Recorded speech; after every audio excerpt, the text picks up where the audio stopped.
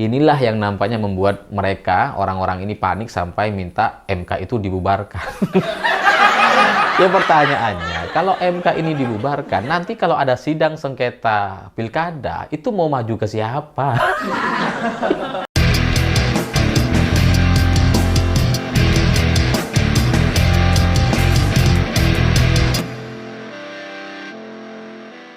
Selamat malam semuanya. Kemarin M. Kodari meminta agar MK ini dibubarkan aja. Ya gak ngerti lah kenapa Kodari bilang seperti itu. Nampaknya panik gitu ya, karena orderan surveinya jadi gak sesuai kayaknya setelah ini. Ya karena putusan MK itu kemudian membuat posisi Ridwan Kamil itu hampir pasti nggak jadi gitu. Karena kalau Ridwan Kamil ngelawan calon lain, entah Ahok, Anies, atau siapapun itu gitu ya, potensi kalahnya itu luar biasa besar gitu. Sulit bagi Ridwan Kamil untuk bisa menang di Jakarta yang pilgubnya itu diatur 50+1. Itu sulit sekali gitu. Jadi peluang Ridwan Kamil menang itu hanya kalau ngelawan Dharma Pangrekun. Itu bisa itu. Tapi kalau ngelawan yang lain ini nggak bisa. Makanya Kodari kemarin kemudian meminta agar MK itu dibubarkan aja. karena saking paniknya. Dan alasan-alasan kenapa dia meminta agar MK dibubarkan itu sangat gak masuk akal. Dia bilang bahwa ini ada orang datang mengadu, lah kok jawabannya nggak usah gitu. Sampai kemudian ceto welo-welo. Lah ini kenapa katanya? Orang datang itu kok malah dibilang nggak usah gitu ya. Ya, boleh aja dong. Boleh aja MK kemudian bilang nggak usah gitu kan, bisa gitu kan. Kalau semua orang meminta itu kan nggak harus kemudian dijawab dengan kesepakatan gitu. Sesuai dengan permintaan, kan nggak harus gitu. Jadi ya terserah MK juga kemudian mau buat putusan seperti apa. Karena itu memang kewenangannya dan memang ya mereka yang punya hak untuk membuat keputusan itu. Dan lagian dari putusan MK kemarin yang kemudian membuat posisi Kaisang tidak memungkinkan untuk bisa maju sebagai cawagup, dan posisi Ridwan Kamil menjadi tidak aman karena kalau ada calon lain dia bisa kalah gitu ya. Itu kan sebenarnya adalah putusan yang diputus oleh Hakim MK sendiri. Itu hakim-hakim MK itu nggak ada hubungan keluarga dengan siapapun di politik gitu kan. Bukan pamannya Anies misalkan, bukan keluarganya Pak Hasto misalkan, atau keluarga yang lain, bukan gitu kan. Mereka memutuskan ya berdasarkan apa yang mereka dapatkan dari data-data gugatan. Jadi ya ini adalah sebuah putusan yang seharusnya itu lebih benar dibandingkan dulu putusan Paman Usman gitu kan. Kalau dulu di putusan Paman Usman kan memang ada kepentingannya gitu. Kalau ini nggak ada gitu, sehingga kalau M. Kodari bilang bahwa MK ini sudah keblinger karena mengubah undang-undang, sok tahu. Ya emang tahu dia gitu ya. Emang tahu dia. Emang bisa ngubah dia gitu. Emangnya cuma Paman Gibran aja yang boleh ya. Tapi apa yang dilakukan oleh Hakim MK hari ini atau kemarin itu tidak sama seperti yang dilakukan oleh Paman Gibran atau Paman Usman gitu. Dia itu menabrak banyak aturan. Kalau yang ini putusannya nggak ada gitu, nggak ada etika yang dilanggar, nggak ada kemudian tuntutan dari beberapa pihak untuk memeriksa hakim-hakim MK ini, nggak ada gitu kan. Jadi ini adalah putusan yang memang sudah benar, yang seharusnya itu ya nggak usah diprotes sampai kemudian minta MK dibubarkan. Emangnya Anda siapa gitu? Mending Kodari aja yang pindah. Mending dia aja yang minggat gitu. Jadi apa yang kemudian sudah diputuskan oleh MK ya seharusnya itu bisa diterima gitu. Ya karena sebelumnya kan kita juga terima, meskipun protes ya kita tetap ada terkait putusan Paman Usman gitu ya. Meskipun kita protes tapi kan tetap kampanye aja gitu. Tetap ikut gitu. Ini malah coba akal-ngakali kemudian revisi di DPR apa coba gitu.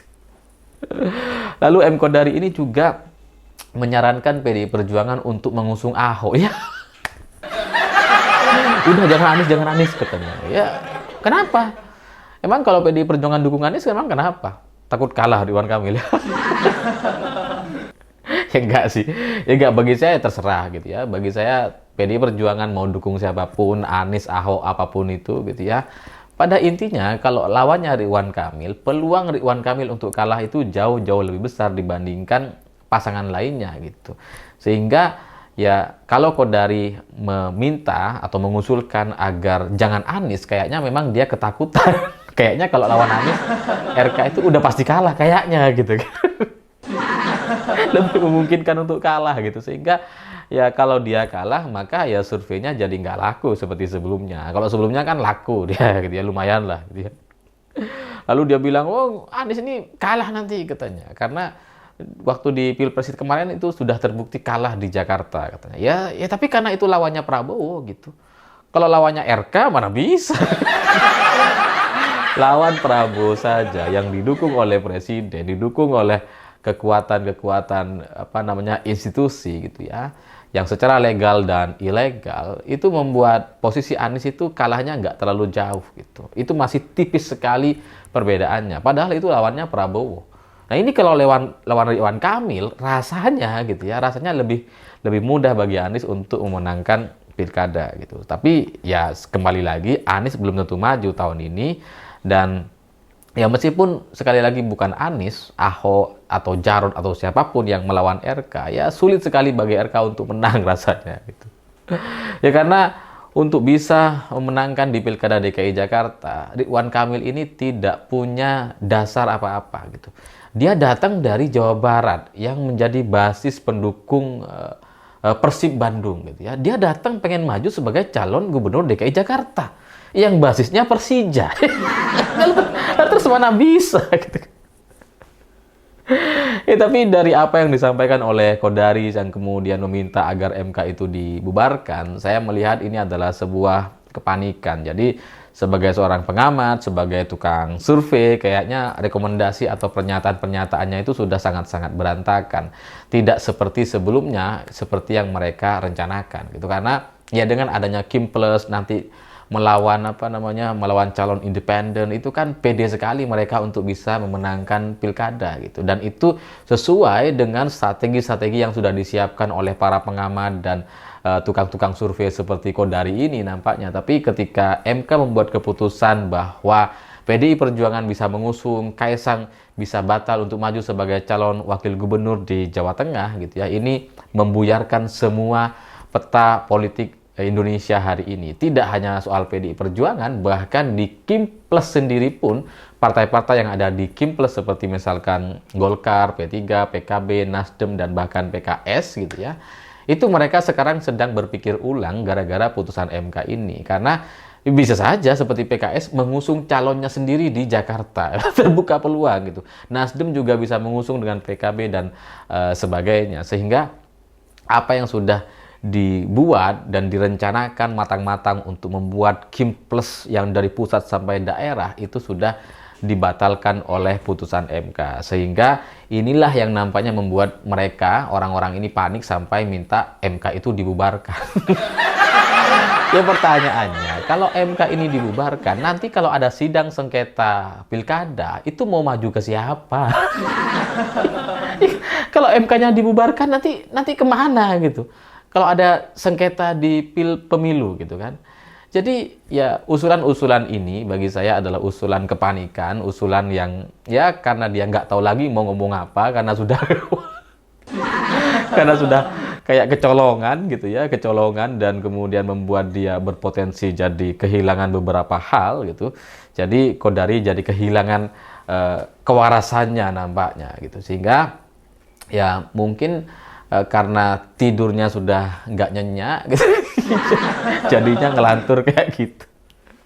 Tapi apapun itu, bagi saya putusan MK itu sudah final dan mengikat. Dan kalaupun misalkan setelah ini masih ada upaya-upaya lagi, ya kita lihat saja gitu apakah itu bisa dilakukan. Karena konsekuensi atau resikonya itu sangat-sangat panjang. Bukan hanya soal pilkada, tapi bertahun-tahun ke depan itu bisa menjadi satu pola yang sama yang akan digunakan oleh pihak penguasa untuk ngakal-ngakali putusan-putusan MK. Nah, kalau itu yang terjadi, yang dirugikan tidak hanya orang-orang yang ada hari ini, tapi yang ada di masa yang akan datang, calon-calon lain yang mungkin yang seharusnya dia bisa maju menjadi nggak maju gitu ya, karena ada akal-akalan seperti ini, atau arogansi-arogansi yang dipertontonkan oleh para pendukung rezim ini ya mungkin itu akan menjadi satu catatan, apakah yang seperti ini masih akan dilanjutkan.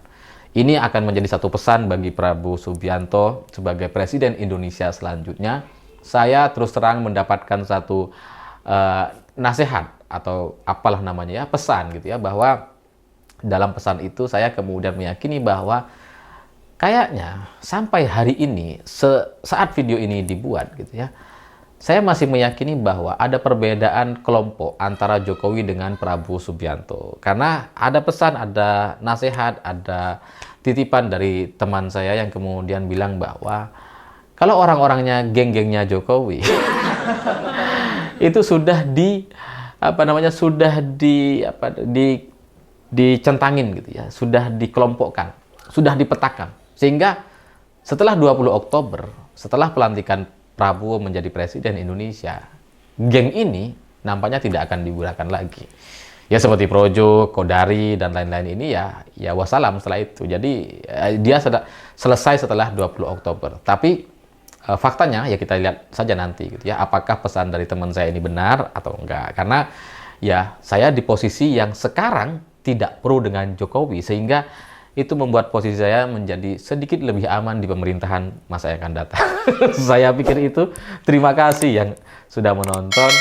Begitulah kura-kura.